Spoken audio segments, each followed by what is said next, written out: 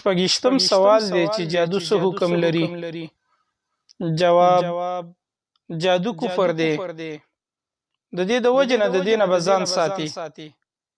نه به د جادو تعلیم زده کې او نه به جادو کې، ځکه چې دا کفر دی.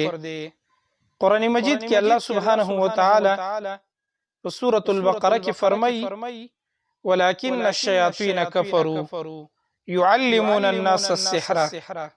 او لیکن شیطانانو کفر کړی دی، ځکه يعلمون الناس السحر، هغوی به خلکو ته تعلیم ورکول د سحر، خلکو ته به جادو ښودله، د جادو تعلیم به خلکو ته ورکول. نو د دې د وجې نه د دې نه ځان ساتل پکار دي، ځکه چې دا کفر دی. ډیر خلک د جادو د تعلیم زده کوي او د دې د زده کړه پسې ګرځي او دې ته د فن او د هنر په نظر ګوري. نظم محترمو، قرآن کې الله سبحانه وتعالی دې ته کفر ویلی دی، د دې نه ځان لرې ساتل پکار دي. حدیث کې راځي نبی کریم صلی الله علیه وسلم فرمایي، د صحیح بخاری او د صحیح مسلم حدیث دی: اجتنبوا السبع الموبقات.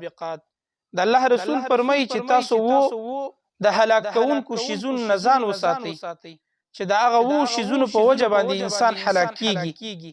په هغې کې یو الشرک بالله، د الله سره شرک دی، والسحر، او دویم جادو ده.